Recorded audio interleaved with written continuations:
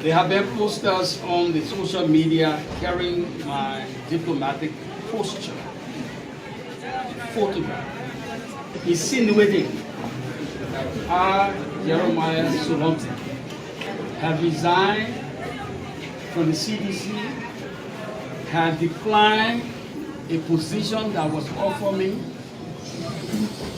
and went on to say that I knew and reported an audio regarding the president. I got no knowledge about that. My IT specialists have informed me that what actually happened was that these so-called posters took my photograph and created a pseudo Facebook account and started writing as if it was Jeremiah Solomon. It's sad. It's sheer ludicrous. It's sheer nonsense. That does not represent this man standing before you. It was intended to smell my hard-earned character and reputation. It was further intended to discourage the CDC from using my intellect. I come to tell you that is far from me. That posture is under my belt. Something I don't.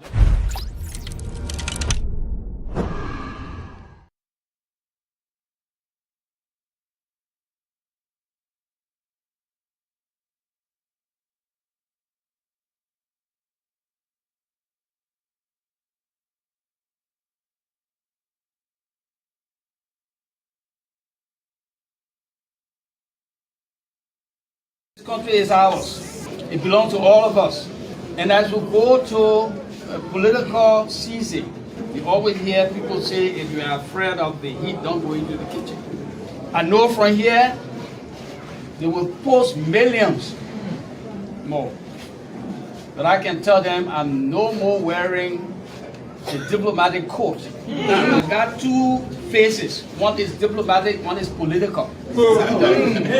I hereby hang my diplomatic coat, and I will become more political. That's the first thing I thought I should clarify.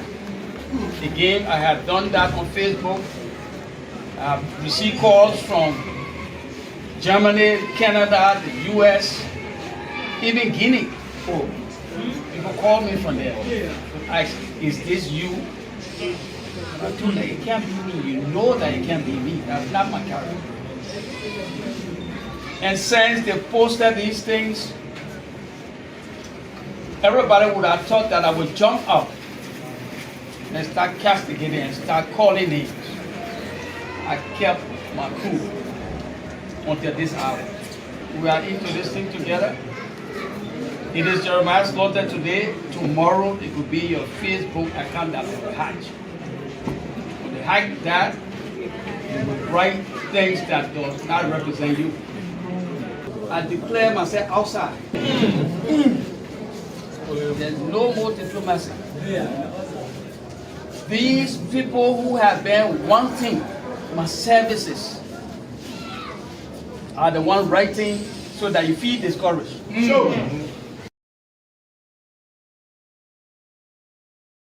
There's no more diplomacy.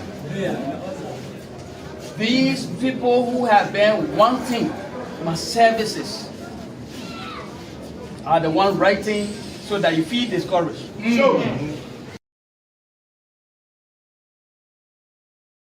On Saturday, we'll tell you that. On Saturday,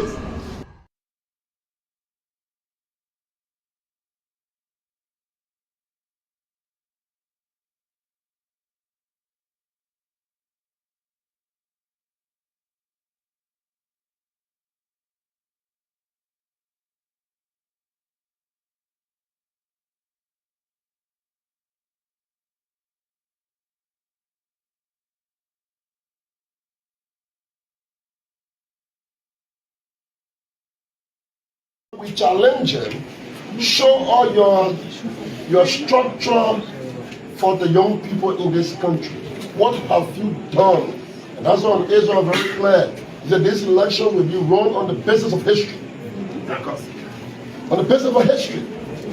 We'll be comparing your history and our history. Don't get angry. And after we compare the history, the Liberian people will they become the determinant of what to consider and what not to consider. You don't have to be angry. So for us, we will lead and follow them. Ever seen Koji victory? Adrian Akinsai victory? It can be the people's victory. Brother, an official spokesperson who will be that. That's why you analyze them. Without engaging to name callings and trying to do divisive political center character who believed in the people themselves.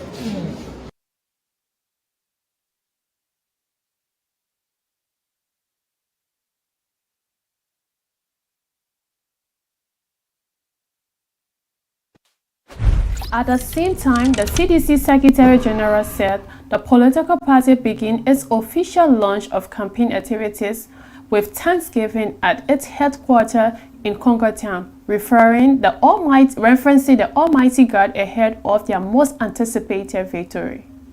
Anything, even though they say campaign start on Saturday, we're not ready yet. They say we're born burns, we're ready yet. So for us on Saturday, the president going to be right here. He's a man who loves music. We'll be singing right here. And we'll be, singing gospel melodies. And we'll be asking the woman, your children in here. In fact, we understand the man is a sedition by understanding in nature. But on Saturday we'll be here. Sunday we expect you to go to your respective churches, go to them and worship God. So please, if you have never gone, some of you here today, I'm telling you, go there because the campaign will not be easy.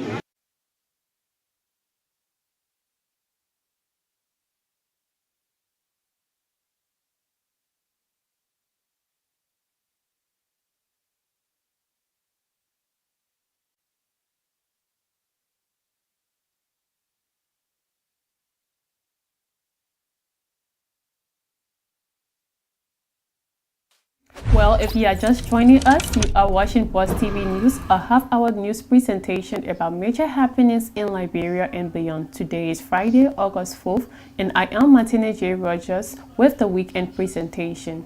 One of our top stories we are following: CDC Deputy Campaign Chairman declares himself politically outside, turns social media posts linking him to the resignation from the ruling establishment as false and sad. And said, still to come are more development after this break. Please stay tuned.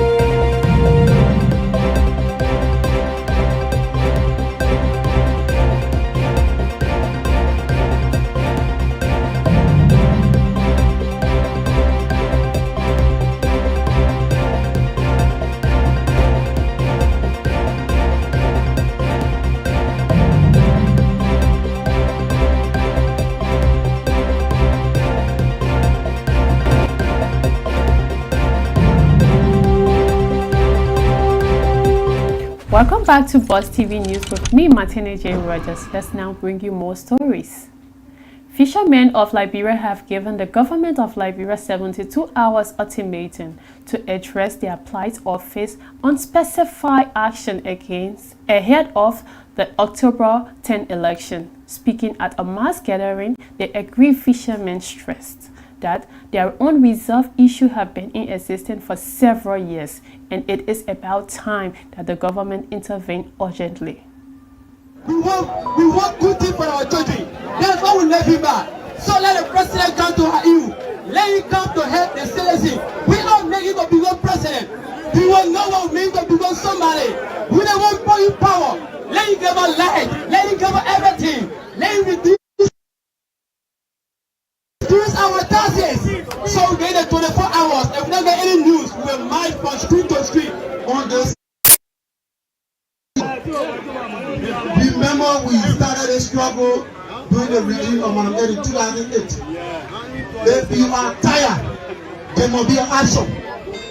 Our action will tell our government that we are tired. So many times we are calling our people, talking to them, appealing.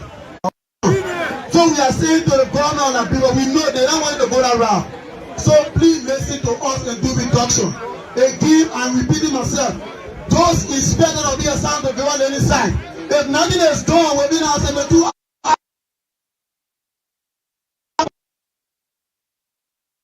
we will not pay a dime and we will go to sea. The tension will start for you that for numbers will be coming on the field. For all the next will be here. And that's what happened to Shamania Kitchen. Since the government getting power, nobody gets the government here. Working together. But the tax for the put on fishermen, the tax is too heavy for fishermen. For 4 years now, we behind the government, we must reduce the tax so the fishermen are able to pay.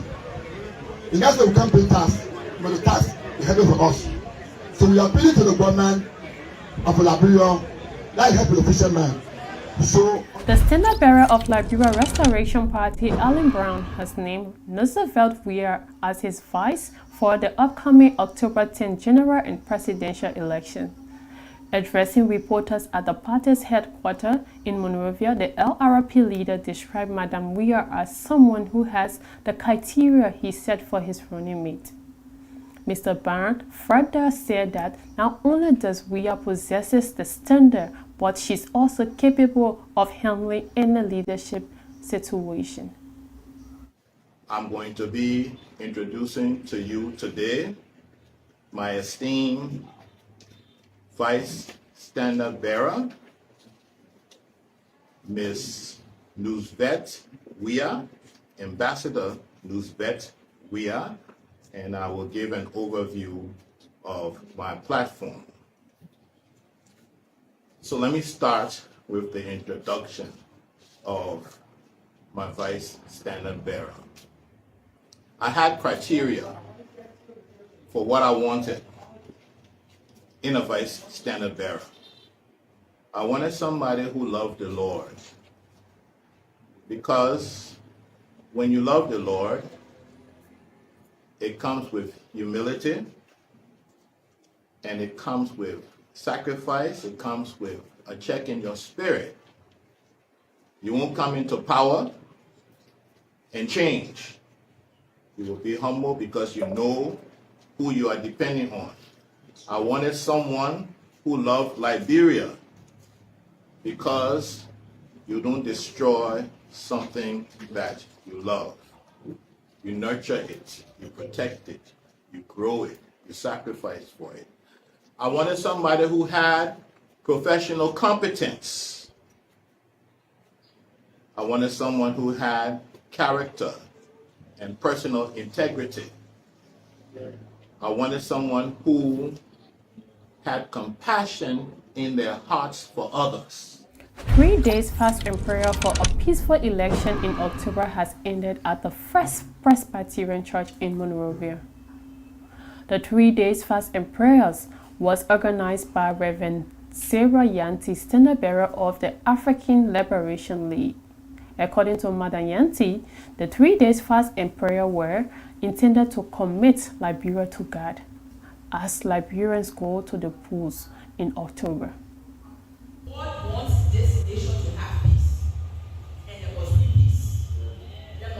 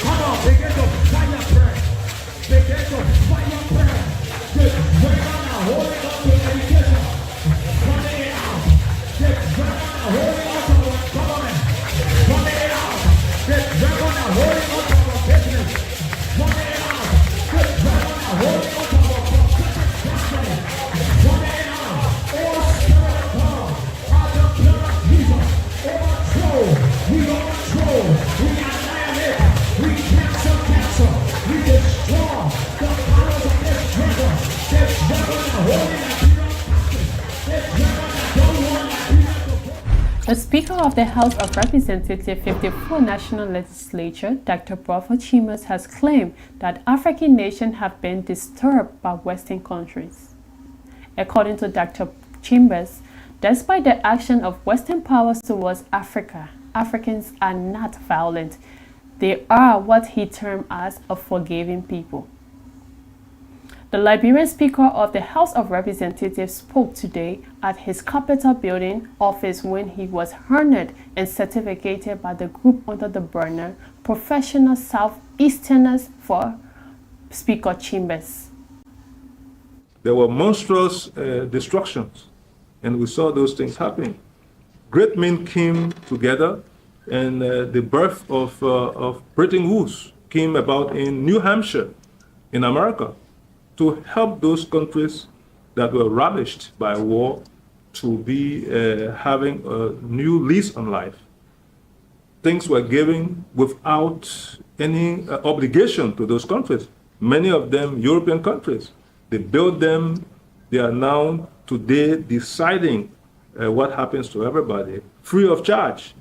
Now, African nations have been disturbed by our friends in the global north, meaning the same Western people came and destroyed the African setting and culture. We are not to be, retaliatory for what has happened. For us, the African people are forgiving people. And the African culture, in my view, in the spirit of negritude, where we feel that Africans are the same as any other group of people in the world. I think the African people... Meanwhile, Speaker Dr. Chambers is calling on World Bank and the International Monetary Fund, IMF, to give similar preferences to African nations as it is done for the West. He said in a combined debt, Africa owed the World Bank and IMF now more than $706 billion, while the Western countries, including Germany, England, France, Belgium, Portugal, and others, own trillions of dollars. Now, that's it. If it happened to our people and our friends in the West, it should happen to us too. Once we join the whole Bretton Woods architecture design, where IMF came from there, World Bank came from there. I see World Bank and IMF going around African countries. I think in my mind, as they have built out the West, the African nation also should be built out. I mean, Africa has been, that is why I say I'm pleased to be an African. I see what African people, the Africans, continent have done for the world. Africa, as it is owing not more than $706 billion, a population of 1.4 billion people, the entire African continent. We have European countries that own trillions of dollars. Germany, England, France, Belgium, Portugal, even little Singapore that I cherish is only about $1 trillion. But all of Africa combined, 1.4 billion. All the world, 7. With this development, we come to the end of this weekend presentation. But before we go, let's recap our top stories. CDC campaign chairman Jeremiah Slunter terms social media posts as sad, false and misleading, says he is politically outside. Fishermen threaten major protests if they can't get urgent redress to their pressing issues. The National Election Commission officially declares political activities open on Saturday, August 5th, as ruling establishment plans to commence with Thanksgiving at its headquarters in Congertown. Many thanks for watching. I am Martina J. Rogers presenting. Good night.